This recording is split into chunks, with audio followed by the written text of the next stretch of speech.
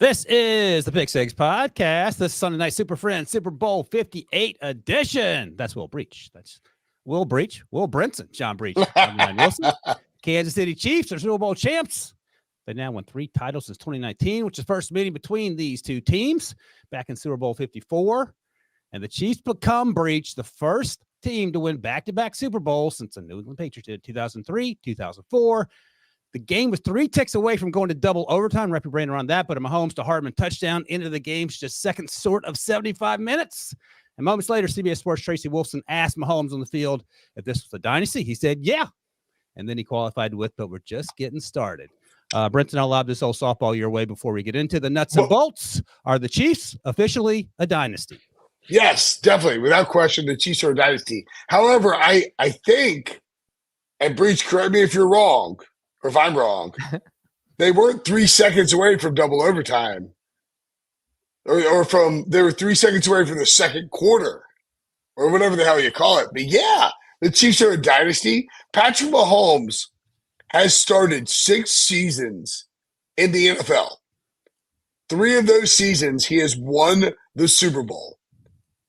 Another 2 of those seasons, or actually another 1 of those seasons, he went to the Super Bowl and lost in another team's stadium that he was playing against. And the other 2, he lost the AFC Championship game basically on 1 play. This team, look, I don't know that they'll end up better than the Patriots 20 years or like 15 years from now, but this 3 Super Bowls in 6 years start is better than the Patriots start. And it's not even close. Mahomes is way better than Tom Brady was when Tom played for the Patriots in the first 5 years of his career. And I said it coming into this game, like, this is the worst Chiefs team they've ever had, and they still won the Super Bowl. Offensively. I think in general, but sure. Well, their defense has been awesome. Well, it's the first time they've ever been like a road playoff team. The thing I think here, though, is what Brinson said. It's not even, it is, how long can this dynasty go? Because it feels like literally as long as Patrick Mahomes is playing football, this team is going to be winning Super Bowls. Yeah. It's one thing to have 3. We're talking about, like, look at Joe Montana. Joe freaking Montana won 4 Super Bowls in his entire career. Patrick Mahomes is not even 29 years old, and he already has 3. That is mind-blowing. And as Brinson said, I mean, and Wilson, the offense definitely the worst that Mahomes has ever had. And if you look at the entire team, even though the defense was very good, you could make the argument that this was their least talented team on paper because of the talent deficiency on offense. But they still won a Super Bowl. So it doesn't, it is just mind-boggling. And that's really a testament to Andy Reid's coaching ability and the fact that it doesn't matter. You give him lemons, he is going to make like a carrot cake, something delicious that you don't think can be made with lemons. And that's just what he does. And he just comes out here. And this dynasty, it just feels like, I don't think Andy Reid's going to retire. I wouldn't even think he's even thinking about retiring. I don't know how this keeps coming up. It is one of those things where if you're Andy Reid, you're not retiring until Patrick Mahomes retires or until you physically can't walk and get to practice anymore. And you're like, okay, I've got to retire. But yeah, Wilson, I think this is a dynasty that could last forever. So Wilson, I agree with what you said. Like, their defense is good, and that's the thing about the dynasty.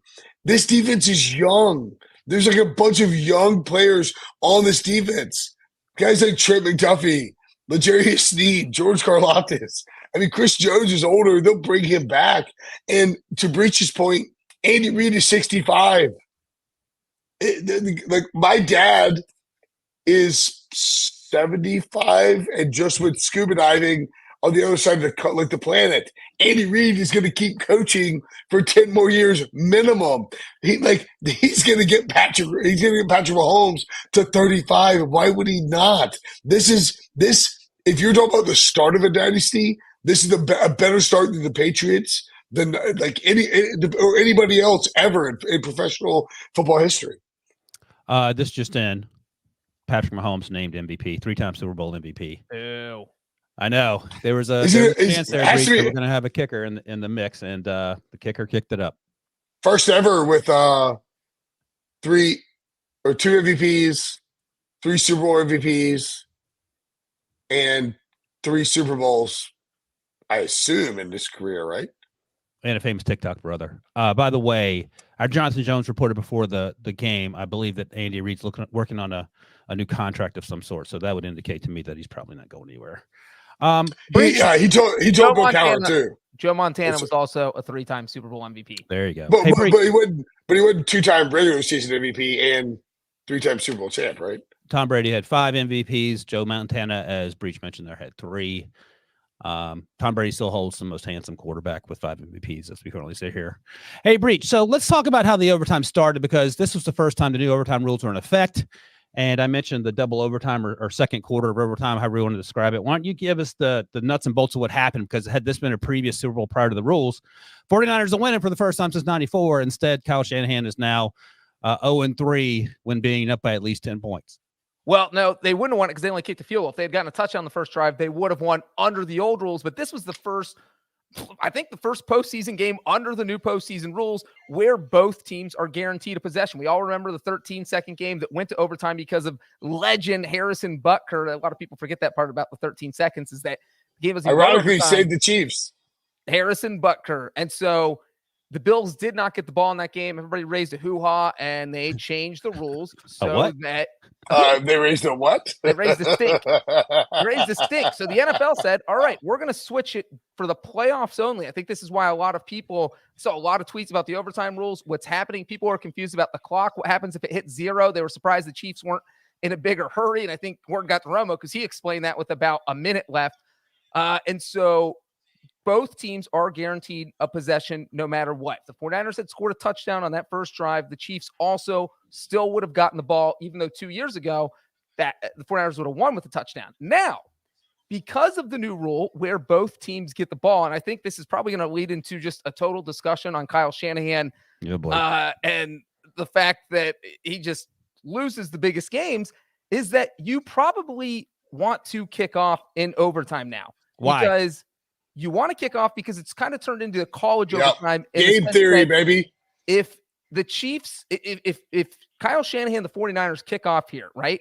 Now the Chiefs go down and let's say they score a touchdown, let's say they kick a field goal, whatever. As long as they score points, you're the 49ers, you get the ball back knowing you have to go for it on 4th down every single time. So you're getting a bonus down. The team you're 3 quarters. The team that gets the ball first isn't going to be playing with that aggressiveness. They're going to be playing more timid. They're going to punt on 4th and 2 from their own 40 because they're going to afraid you give the other team the ball in field goal range, they can just end it with 1 kick.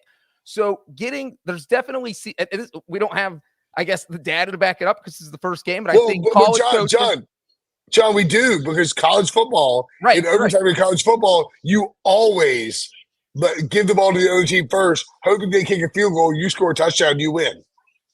And so I think the only thing that would, and I'm sure Kyle Shanahan will be asked about this after the game, is that maybe he's thinking if both teams score, now you have the ball third and it's sudden death, and that is an advantage, but that's only if you make it to that third possession of overtime, which overtime almost never makes it to 3 possessions. So, I really think that Shanahan should have kicked off, and he didn't, and here we are. Yeah. It felt a little bit like what we see when we talk about why do these teams keep going for 2 points when they're down 14. So you can do the math as you go through the process. What percent of people do you think knew the overtime rules going into this overtime? I mean, 0.3. Yeah, definitely. Agreed. Very low, very low. And that's the thing, is that maybe Shanahan didn't really have time to think about it, because you in your head. Do you think Shanahan knew the overtime rules when he decided to say we'll take the ball? Yes, I think he might not have. I think he knew the rules. I don't think he had a lot of time to think about it, because there was no way. You're starting practicing for the Super Bowl. You're not going to think, Super Bowl's going to overtime. There's been 1 overtime Super Bowl. Granted, Shanahan was a part of it, so God bless the man, because now he's got. He's been a part of a 28-3 blown lead, the first Super Bowl ever to go to overtime in that Falcons-Patriots game. He blew a 10-point lead in the 4th quarter of the Chiefs in Super Bowl 54, tied for the 2nd largest blown lead in Super Bowl history. And he has now blown a 10-point lead in the Chiefs in Super Bowl 58, again, tied for the 2nd largest blown lead in Super Bowl history. So if he didn't know this, there should have been someone on his sideline telling him, hey, because there's a 2-minute break between the fourth quarter and overtime. So you do have time to think about this. And so someone should have said, hey, coach, there is probably, it would make a lot of sense to kick off here if we win the coin toss. And they didn't do it. So, I mean, we can go backwards from that, but that really felt like once they made that decision, it was like, nope, Mahomes will get the ball second and the Chiefs are going to win. So there were a lot of winners in this game outside of Kansas City. A few of the losers, and Breech, you passive aggressively pointed this out to our colleague Katie Mox that the last three members of the Pick Six in some capacity Let's leave Katie Mox out. Hold on, to view their team in person have taken the L, starting with you, incidentally, and then of course Debo last year, and our Katie Mox was in the stands today, angrily yelling at you as she should have been. But I mentioned that to flip the script. Well, I want to talk some winners here. You're a winner, Breech, even though your Bengals never will be, because the kickers had a great performance here. Before we get going, producer Harry has done some editing on the back end to glorify you in this moment. What we got, Harry? So again, special teams correspondent John Breech would have to have a special teams prop here. Harrison Butker, kicker for the Chiefs, makes the longest field goal in Super Bowl history. Breech, what truly makes Breech a winner about that, though, is it was that he'd already been beaten by freaking Moody, and then he topped him. Breech, take your bow, sir. Jake Moody hitting a 55-yarder was the big wow factor, and I was like, oh, the longest field goal hit, but it wasn't Butker. What a freaking tease. And then to have Butker come out, and this wasn't just the first 57-yard field goal in Super Bowl history. It was the first time anyone had ever even attempted a 57-yard field goal. No one had ever attempted a kick over 56 yards. Coaches just don't do that.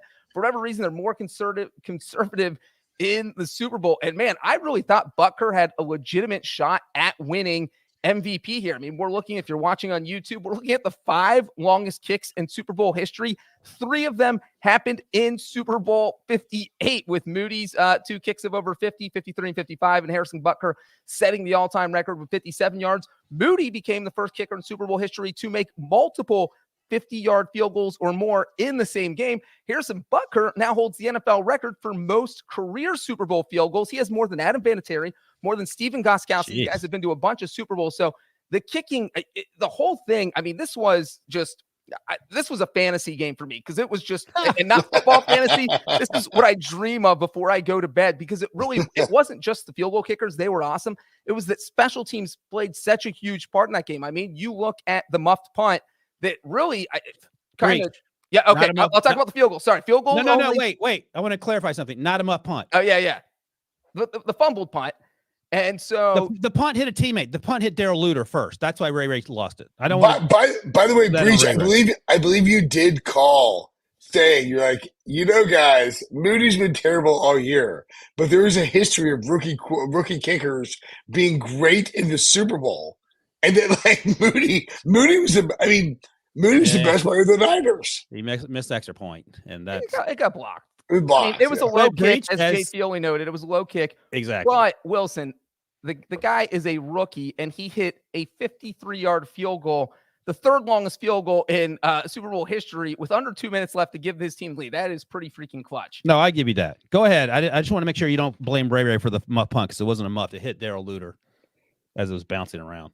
Yeah, that's all. But this was an absolute kicker game. The kickers were on fire, and I really thought Harrison Butker had a legitimate chance to win MVP. I tried to will it into existence. I think I sent about 6 tweets out just saying, at this point, Harrison Butker has 4 field goals. If he hits the game winner in overtime, he's winning MVP. There's no way you cannot give him MVP unless Patrick Mahomes instead drives down and gets a touchdown in overtime with Patrick Mahomes magic, and that's what happened instead. And Mahomes deserved it too. So, yeah, but Butker was awesome. Game-winning field goal last year in the Super Bowl, awesome this year. We talked about players who could eventually make the Hall of Fame last week. Butker has put himself on that list. Oh, good. Oh, good call. Good call. By the way, both punters breached from my untrained eye were very good as well. Yeah, we saw Mr. Wisnowski have that punt that got down inside the 1-yard line. I thought Tommy Townsend had some huge punts that really saved the game for the Chiefs because when the Chiefs were struggling on offense early in the game, especially Townsend had a 62-yard punt on their second drive. He flipped the field And the Chiefs defense clearly needed that because the 49ers would run up and down the field until they got down into field goal range. So yeah, Tommy Townsend, Mitch Wishnowsky, it was a special teams, just fantasy world. It was amazing. Great. Poor job though by returners, I would say. The punt returners didn't do a great job of fielding their punt returns. Well, just And Ray. The clothesline. Remember the clothesline? Ray lost the ball. Oh yeah, there was a clothesline there at the end. Let's go through. All right, let's try to chronological order this thing up if we can. I mean, there's so many things to touch on, and we'll bounce around for sure. First drive of the game, Christian McCaffrey fumbled. No one saw that coming. Only the third fumble lost by CMC this season. That was crazy town because it was clear they're going to run the ball early. The 49ers were, and I give Shanahan credit. He went away from the run a little bit later in the game, but got back to it in the fourth quarter. And then the start of the second quarter, I want to ask you this, Brinson. We saw that Pacheco fumbled inside the red zone, something else you don't see a lot of. But then, what were your thoughts on Travis Kelce hip checked Andy Reid almost to the turf like he was getting slimed on CBS Sports HQ? Jesus, I mean, I feel Big Red's pain in the back and the lower back. I would say that it felt like the Chiefs, having turned it on for 3 playoff games offensively, suddenly forgot what they were doing. And Tony Romo did a great job of explaining this on the CBS Sports broadcast, that Steve Wilks was disguising things on the back end and really confused. And like Wilks was under fire coming to this game. And he confused Patrick Mahomes with the looks he was getting. Kelce was not a factor. The Chiefs' offense was dreadful. This game started as one of the worst Super Bowls you will ever see. And it looked like it was like, well, at least it's close, even though it's 0-0 at the end. Like, was it 0-0 at the end of the first quarter? I mean, yeah. Well, the 10th scoreless first quarter in Super Bowl history. Right. Like, that's insane. And it was one of those where you're like, well, thank God it's not 15-0 or 20-0. People will be turning it off. They're still for CBS Sports purposes. And it's low scoring. The Chiefs' offense was completely lost. But to me, it felt like Wilson on those early drives, and Romo pointed this out, the 49ers could have been up, I don't know, give as high as you want, like 17-0? I'll go as high as 10. Right, like 10, 14, 17, something like that. And if they had, maybe they put the game away. But like every time you keep Patrick Mahomes in a game like that, the Pacheco, the McCaffrey fumbles were totally like out of nowhere. But it felt like this game, the more that it got constricted and closed in, was going to come down to, are you going to give Patrick Mahomes a chance to drive the ball down the field and beat you? So, Breech, they didn't score on their first possession for the first time in 8 postseason possessions to start the game. That was something different. And to Brinson's point, the team struggled, and I thought Steve Wilks had some answers because Chase Young and Nick Bosa were giving those tackles problems all day. You have any thoughts on the Kelce bump to Andy Reid, who looked like he wasn't prepared for it? Kelce was pissed because he wasn't in the game because Noah Gray sort of missed a block that led to the Pacheco fumble. There you see now if you're watching on YouTube. I mean, if I yelled at you like that, Breech or Brinson, I feel like it wouldn't have ended as nicely as this did. Well, I would have yeah. Oh, Brinson, you would headbutt. No, I was just thinking, like, if I yelled at Wilson like this, because I look more like Kelce, I think, and you look more like Andy Reid.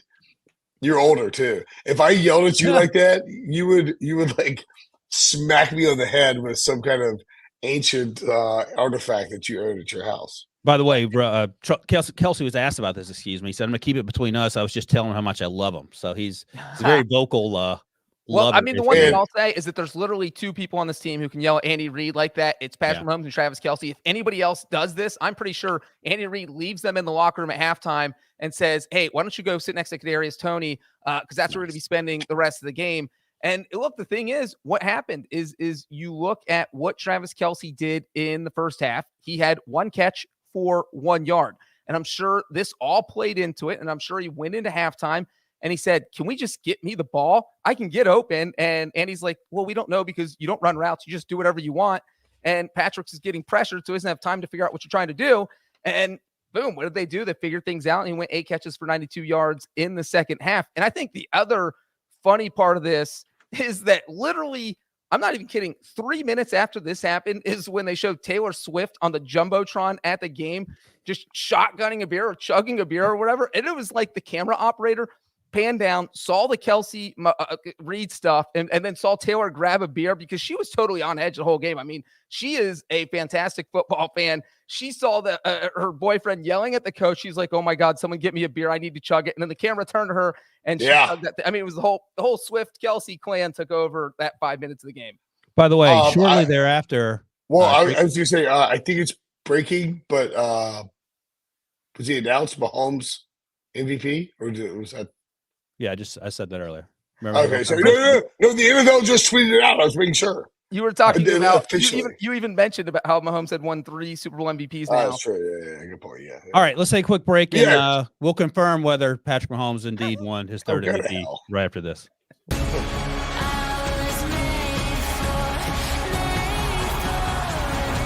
UEFA Europa League knockout stage on CBS Sports Network and streaming live on Paramount Plus. You were made for this. So the Andy Reid Kelsey thing was a thing, but shortly thereafter, Drake Greenlaw got hurt coming onto the field. He was so excited that he did something to his Achilles that isn't good. Had to leave on a cart, and that's a huge loss for that team because after Fred Warner, he's one of the best players on that defense, certainly at the second level. So that was an issue. Something else that I wanted to note, it was 10-0, and I would imagine if you're a 49ers fan, that frightens you more than the game being tied 0-0. No team had ever won a Super Bowl after being shut out in the first half.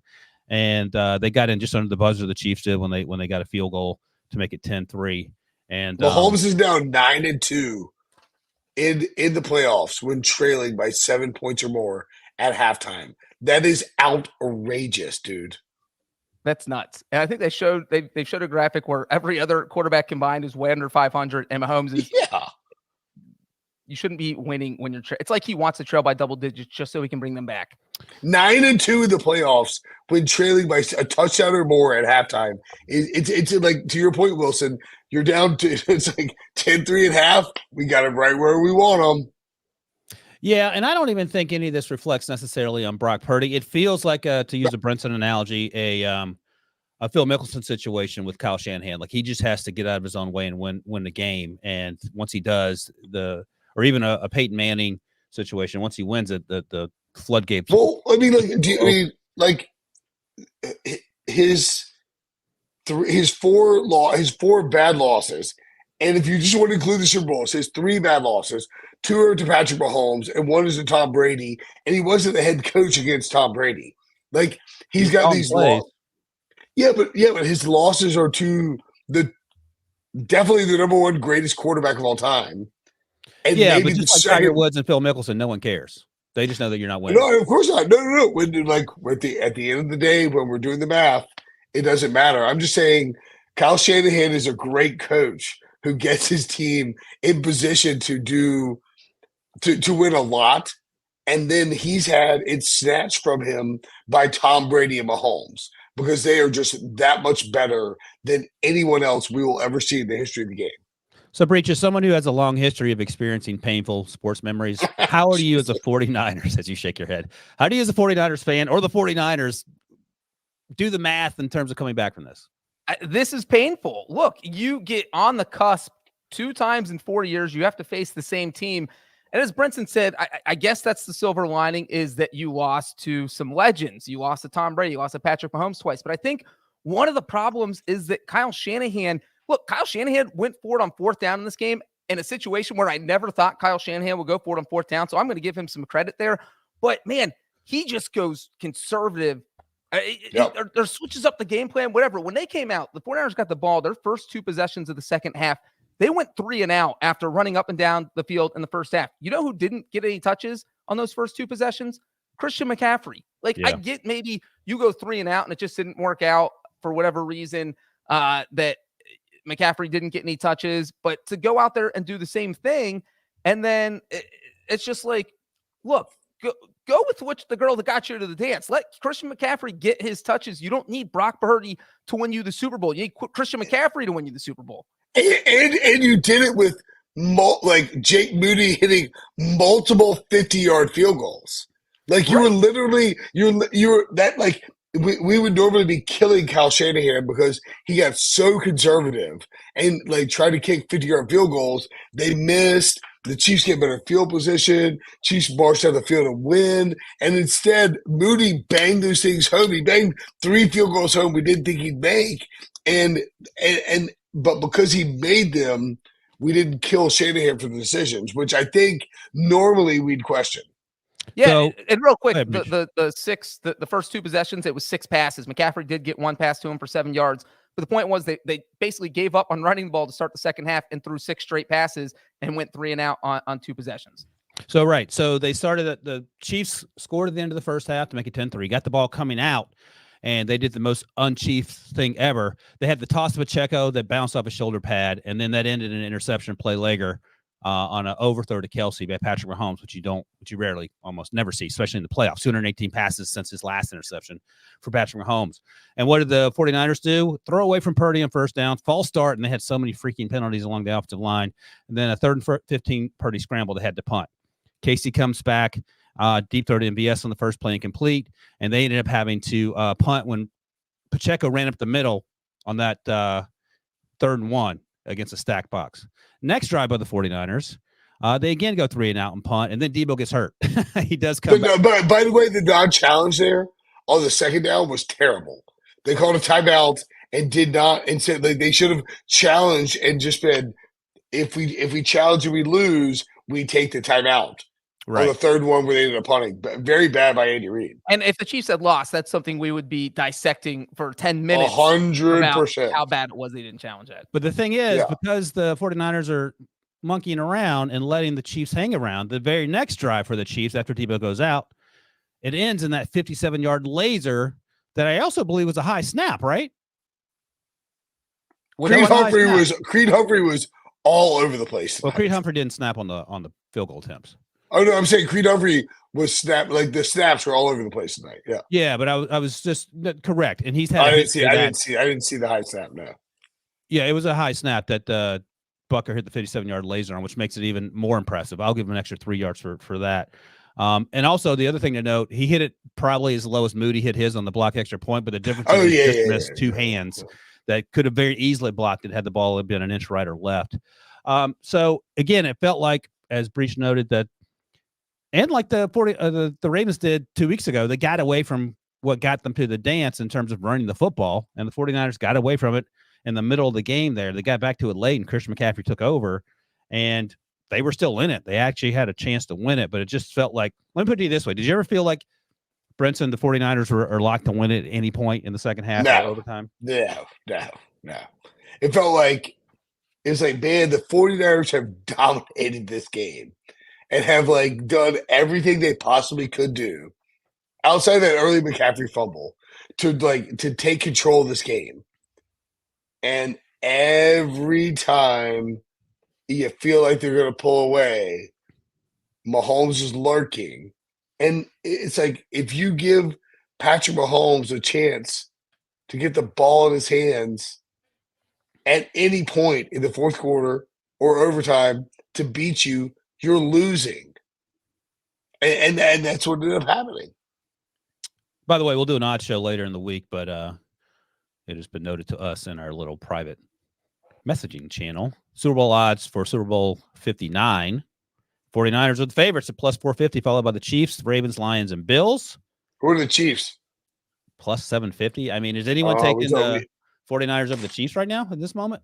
No, we take the Chiefs, dude. They're going to win a 3rd straight. All right, we're about halfway through this show, so let's have some halftime thoughts. Breech, as the only person on this podcast who went to see Britney Spears by themselves in Las Vegas, where did we go? We walked by it the other day. Where was the venue? Well, Planet Hollywood. Planet Hollywood. What are your thoughts on the halftime show? Because as an old person, I thought it was good, but I think the younger crowd really got into it. Yeah. I think it just depends how you felt about a lot of the singers that came out like during your heyday. Because I know that a lot of the younger people, look, man, when I heard "Take That, Rewind It Back," I love Ludacris. I love Luda was great. Luda killed it. Lil Jon, Alicia Keys, but my rating was like a 7.5. I didn't love it, but I definitely I didn't hate it. I thought it was pretty good. I was into most of it. But 45-year-old Usher with no shirt on there if you're watching this on Yeah, YouTube. look, Usher. Shout out to Usher for being an absolute stairs cold 12 out of 10 with his shirtless. I mean, like he's 3 years older than me, and I mean, I don't even know what those muscles are that he's showing, but Luda great, Alicia Keys was good, Lil Jon was awesome, but still, I don't know. I mean, like, you want to say a CBS Super Bowl halftime show fell flat. It just didn't. It was got a lot of positive responses. Interestingly, from people much younger than me, colleagues. Well, that as it tracks. turned out. Debo loved it. Debo gave it a 9.3. Breech gave it a 7.5 ish. A 9.3. For Was me, it my better than favorite. My favorite. Was it better than the halftime show- Dre Super Bowl? I'm sure.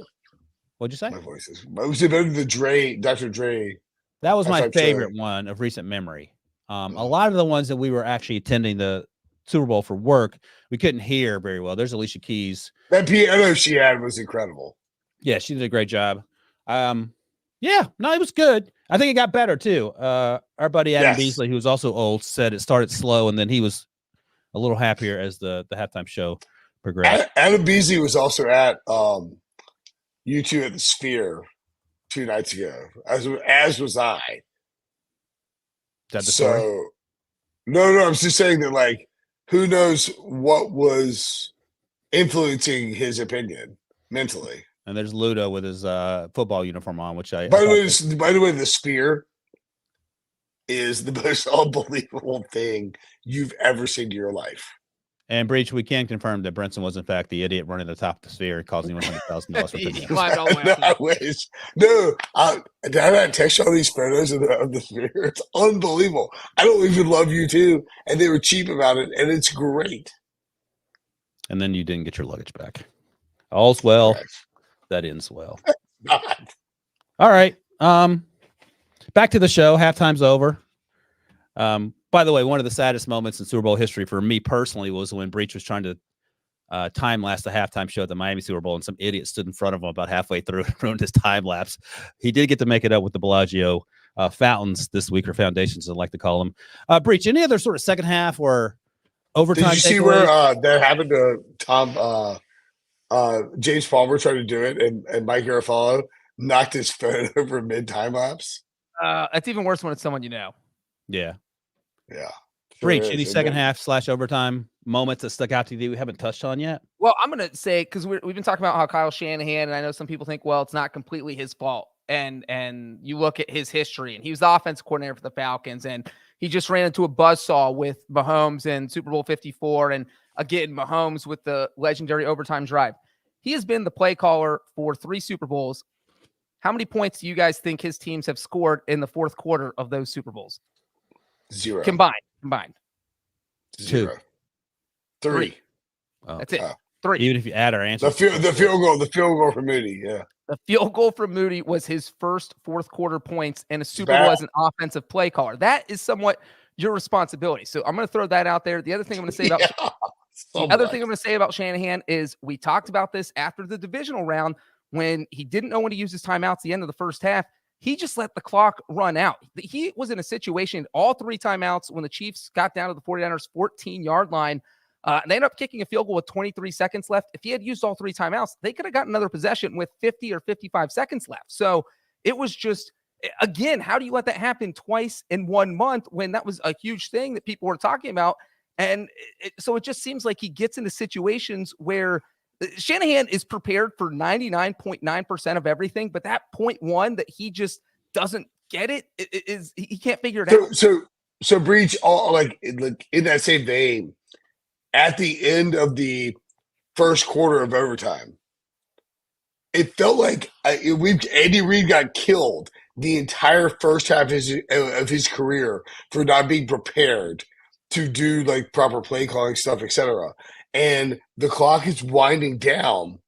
And I think 99% of people watching were like, dude, you have 3 seconds left. If you don't score, you're bleeped. That was close. But Reed ran the play he wanted. Mecole Hardman, inside motion, back outside motion, and he's wide open. Andy Reid runs that play a billion times down by the goal line. But I wonder, did Kyle Shanahan, of course, do you think he was flustered by the fact that he took the ball to start overtime and maybe wasn't fully apprised of the overtime rules? There's no way he didn't know the rules. There's no way. Why? It's Kyle Shanahan. It's not Matt Canada out there. Well, Brinson, even if that is the case, I think by the time they got moving, he should have come out then. But I think by the time they got moving, because they got down to inside the 10-yard line, that doesn't matter anymore. Now you've got to score a touchdown. You're close to scoring a touchdown. But I'm saying if you're the Niners, why don't you call it like a timeout for the coin toss? No. When the Chiefs are about to run first and goal. Oh yeah. I mean, they were clearly not prepared for that play. It was Andy Reid deep-passed him down the stretch. Although for the first 45-ish minutes, Andy Reid wasn't wearing pants. I would agree with that. All right, let's our Evan Washburn talk to Kyle Shanahan after the game, and this is what he had to say. Coach, first of all, we really appreciate your time. An incredible back-and-forth game. Obviously didn't go the way you guys would want. What were the right words in the locker room for your guys? There's no right words right now. It hurts. Everybody understands that. Hit the button, Debo. We knew it would hurt if it came to this, but I'm just proud of our guys. They put themselves out there. They played their tails off. They played through a lot of stuff. Well, I'm the only one unmuted. We got to live with. Can you hear me? I know it's something we can. Yeah, we sure can, Ryan. Yeah, we're all pretty disappointed right now. But I'm going to lose with anyone. I want to lose with those guys, man. Understanding it's. Hit the button, Debo. All right, there we go. So the clip wasn't ready. By the way, on CBS, the pregame. I saw the whole clip. Oh, I didn't see it. Are you serious? He played No, the whole clip was playing. You're going, I hit the button, Debo. And then we heard you go, I guess I'm the only one who's unmuted. But Brinson, you also weren't muted, and you talked. But let me just say real quick, because we're talking about Kyle Shanahan. He actually was asked about the overtime stuff, and he said they took the ball. So he knowingly, like we assume, Brent, there's no way he didn't know the overtime rules, but He took it because of what my theory was, that he thought if there was a third possession, he'd have that ball in sudden death. So he's thinking if we stop them, they kick a field goal. No, he's saying if we take the ball first and the Chiefs match us in points, then we have the ball in sudden death with the game on the line.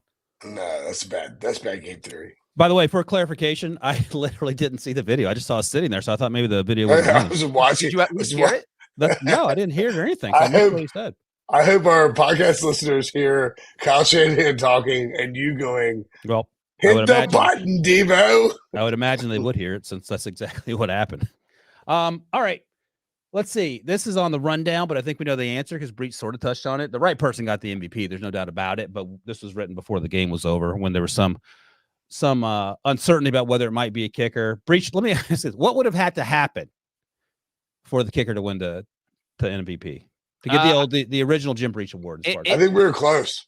Yeah, not only were we super close, but I mean, it was borderline about to happen, even when the Chiefs got down there, because you're talking about 49ers trailing, or the Chiefs trailing 22-19. You have the Chiefs getting down to, let's say, the 32-yard line. It was 3rd and 1, and that's where Mahomes scrambled for 19 yards. And at that point, it really felt like it was over.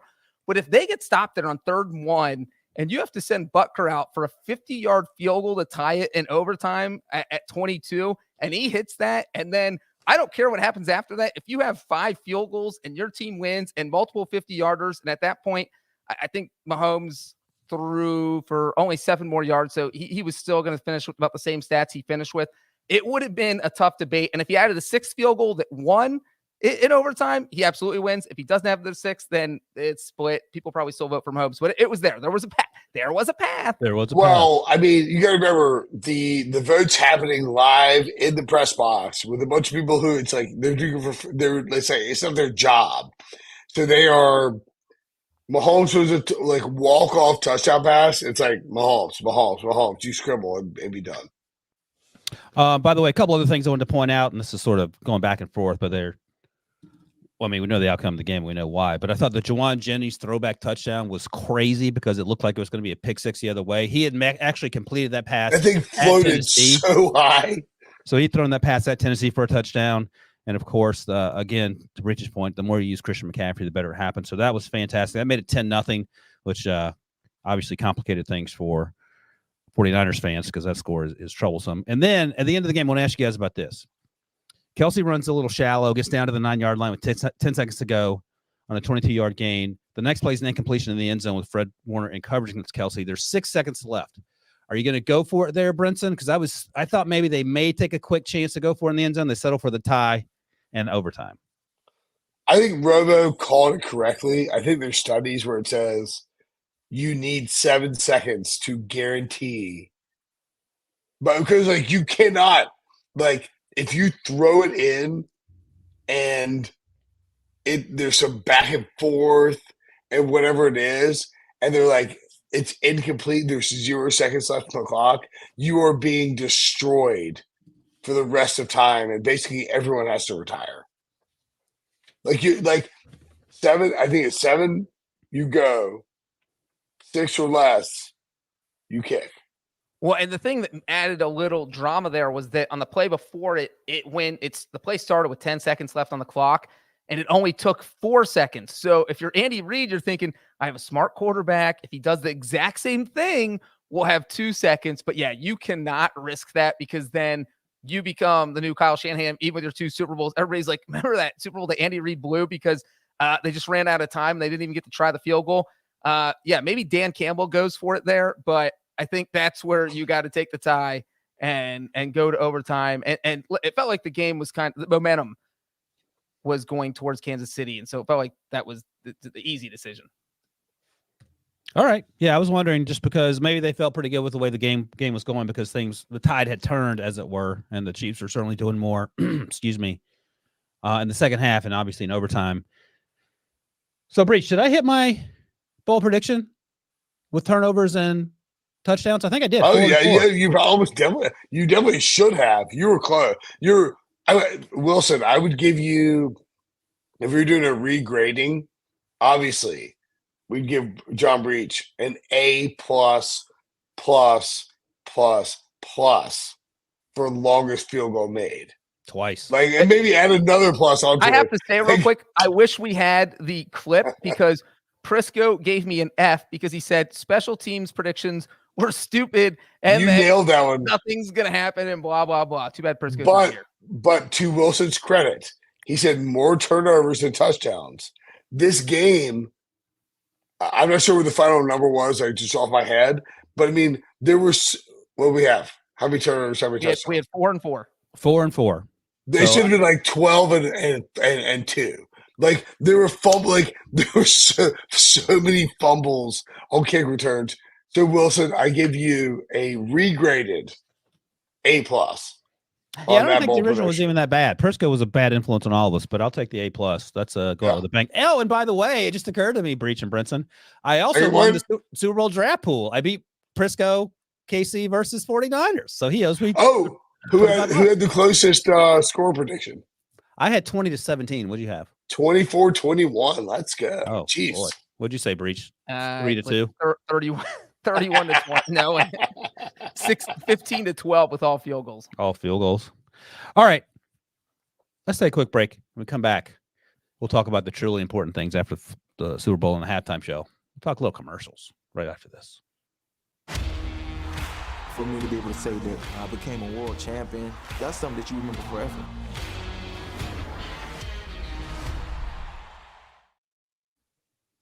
Now, my 12-year-old is not a football fan. In fact, he can't name a team I like, much less a player.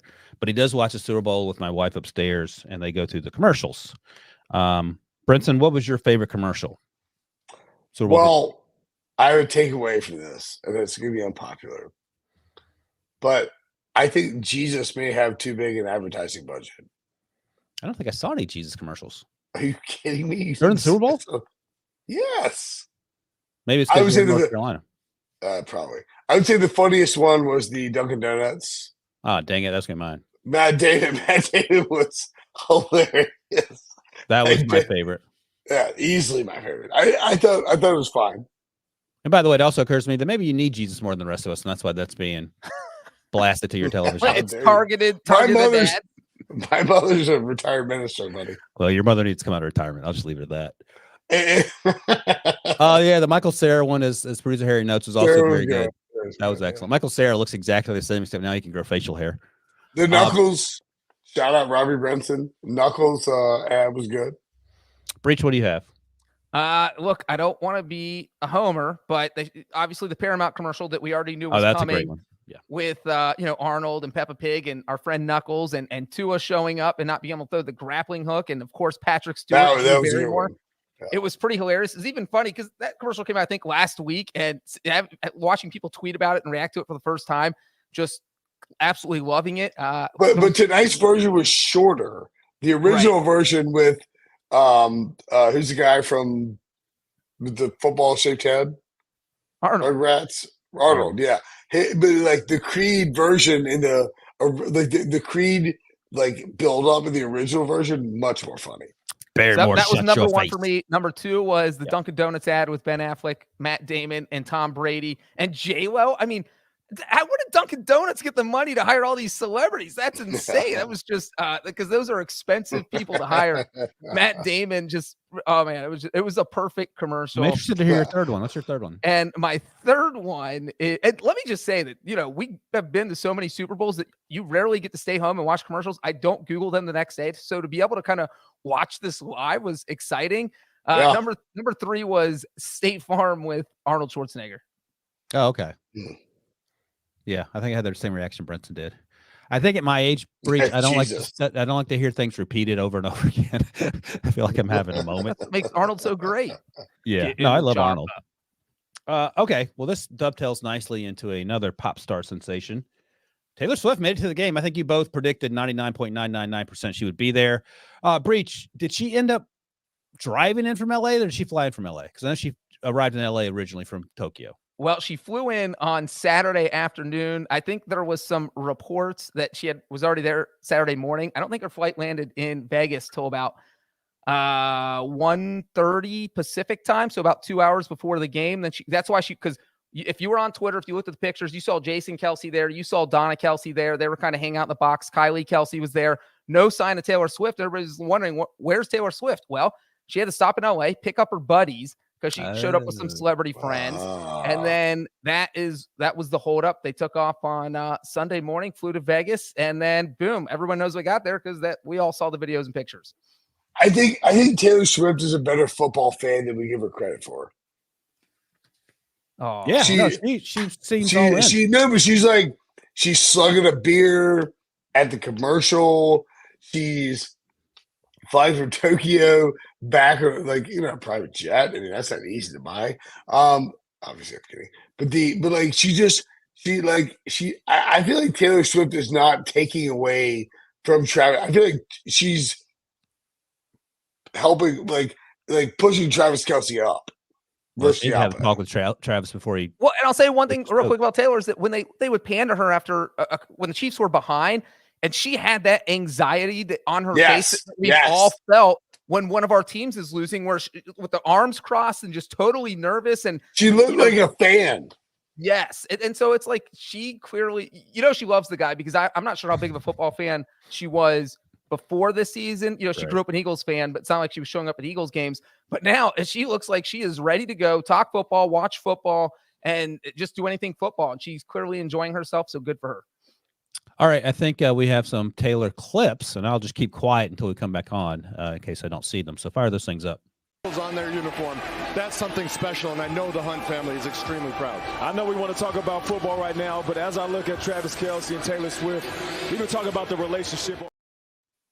There it is. I mean, hugging and kissing on the sidelines like they're in high school. There's no proposal yet, so I don't know when that's coming or not, but they're happy. In the words of one famous Pick Six podcast host, I'm glad Travis Kelce wears gloves. Who said that? I said no glove, no love, Joe Wilson. Oh yeah, that's a deep cut for sure. What else? I was going to say something. Oh, wait, one more commercial. I think Clarence in the comments mentioned it. I guess we have to bring it up because it's a big special teams night. Gronk Missed the kick of destiny. What are you doing? I don't want to see this. No.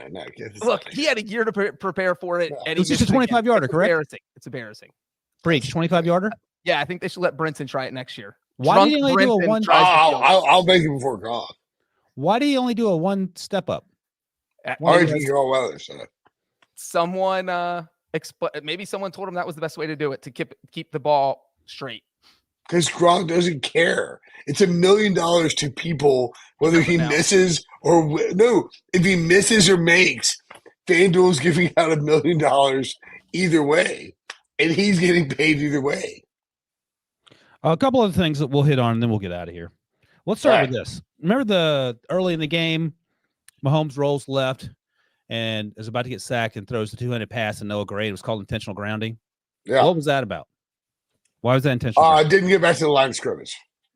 It didn't matter. He was outside. Romo said it was close to Noah Gray. I felt like it was grounding. Gene Steratore said he was coming back to the ball. I mean, what do you have to do, Breech? I just love that Romo has been kind of not like mocking the officials about that all year, but just where it doesn't make any sense because they're not being consistent with their grounding calls. We've seen a couple insane ones that made no sense. They had the Josh Allen one. There's just very questionable grounding. They need to get that straightened out. It felt like it was a two-handed shove as his knees are hitting the ground. And like Noah Gray wasn't catching that. It was like a blatant. There was a blatant like maybe this won't be called. It's better to sack intentional grounding to me. I mean, that happens 3 times every game. Look at this. Ooh, he might have it down. Well, the ball's long gone. No, fine call. All right, that's a weird hill to die on, but it is what it is, as the kids said in 1999. All right, one other thing I want to bring up. 2 other things. The Juszczyk catch on the sidelines after a great scramble by Brock Purdy in the second half, and then he goes to the ground. Awesome. He Des Bryant's it. Des Bryant has to weigh in that it's not a catch, but they had changed the rules. Breech, are you okay with that call? Because it moved as he hit the ground, but he'd already taken at least a step and a half, perhaps 2 steps for a first down. I would have preferred they stopped. I know it was at an interesting point in the game, but at least show the casual fans who aren't watching football all the time that you need to stop and explain this one. Go review it. I didn't think it was as cut and dry that the officials clearly thought it was because they didn't review it and they just kept going. And that was at a huge moment in the game. Because that was the overtime one. Yeah. And so it could only be stopped by the officials. There was no challenging. And he clearly lost control of it. It was just a question of, did he make two football moves or take 2 steps to make a football move? And it feels like he did, but it also feels like they should have reviewed it. In real time, it felt like he got a first down. No, he got a first down. The concern was the ball was moving, and Des Bryant was called an incompletion when it happened to him before they tweaked the rules. Well, so we moved that. Breech's point is that they could at least stop it. We're not in a rush. I mean, you're trying to burn through commercials anyway. Let's at least have an explanation for it. But it was weird. We didn't have any reviews in this game, either challenges or official reviews on the field, and I thought there could have been several. Yeah, I mean, but they. All right, final. Do you want a final shout out? What are you doing? I was gonna say, could I shout out to Amanda Guerra and Chris Hassel, my blackjack partners. Okay. I thought we're done. Are we not done? No, I had a couple other things I was going to mention. Oh my God, really? Kadarius Toney didn't play. Who? Exactly. And at one point, Mecole Hardman could have won Super Bowl MVP. Yeah, that's crazy. He was traded to the Chiefs mid-season.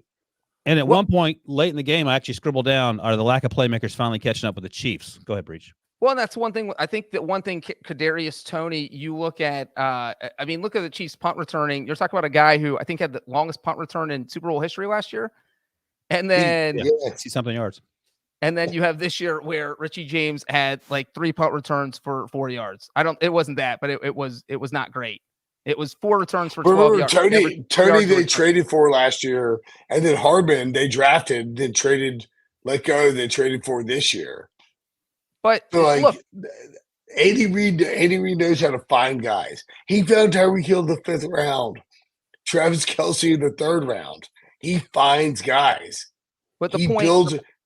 the point there is that when we said Travis Kelce was yelling at Andy Reid in that game, is that if you're on Andy Reid's wrong side, there's only 2 guys in that roster who can be, and he's not going to deal with Xarius Toney drama, and that's it. He didn't let him play in the AFC Championship game, not let him play the Super Bowl. He's just not dealing with Tony's a non-factor. Justin Watson stepped up. Rashee Rice did some damage later, but it was mostly Travis Kelce, and then McCole Hardman was second on the team with 3 receptions for 57 yards in that game-winning touchdown. And Marquez Valdez-Scantling. And Marquez Valdez-Scantling had the big play there. And as Patrick Mahomes noted to Tracy Wolfson at the end of the game, Mecole has dealt with some adversity going back to that Bills game, which obviously. If Mecole Hardman and MVS are catching touchdowns for the Chiefs in the Super Bowl when they had nothing going, they will find a way to win another one next year. No, I agree with that. And by the way, if Andy Reid had not made the adjustments that he had made in the second half, especially in overtime, I think we would have had a pretty precarious situation. And I would encourage you to watch the rest of this on YouTube because Debo has the analogy in moving pictures. Your 11-year-old kid gonna think you're no! Down goes Brinson! Down goes Brinson is a great call. And like people are watching this, like if you think I'm personally concussed and dealing with severe back injuries as a result of my company endangering me. As a result of your negligence trying to lunge at Breech. John Breech dumped it on me. Noah Mendel, it was his idea. CBS Sports and Paramount. Listen to Brinson here taking names. I'm just saying. It was on the record on YouTube. I mean, Eric K and Eric Devo, whatever his name is. Brinson, did you get all the slime out of your haircut? I think I still see some. No, it came right out, actually. All right. Luckily, you can take the wig off. Maybe still there. I'm just saying, when the lawsuit comes out, we'll name everybody. All right. I really may be concussed. All right. The light show continues at Brinson's house there. I'm not sure. Slime is edible. What does it taste like? I think Brinson said it was foul. Applesauce and Jello. Applesauce and Jello. That's delicious. That's my favorite combination. By the way, underrated shout out to Breech for his cat-like dexterity to avoid being attacked. No. We talked about this after. Like, I was going to slime Breech. I was going to grab Breech's cheeks and slime him. Breech saw my hands jump up and he moved, and that caused the rocket into space, as it were. Yep. I was ready for it. The slime rocket into space. All right. Well, we'll visit Brinson in his new mansion when he gets that slime money. Money. In the meantime, that's it. The old Sunday Night Super Friends is a wrap. 22 weeks of Sunday Night Super Friends is officially over for Super Bowl 58.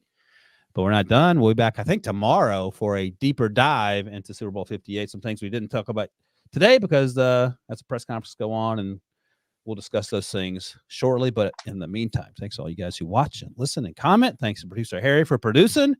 Thanks to Wilbur and Johnny Boy. I'm Ryan Wilson. We'll see you guys tomorrow. The great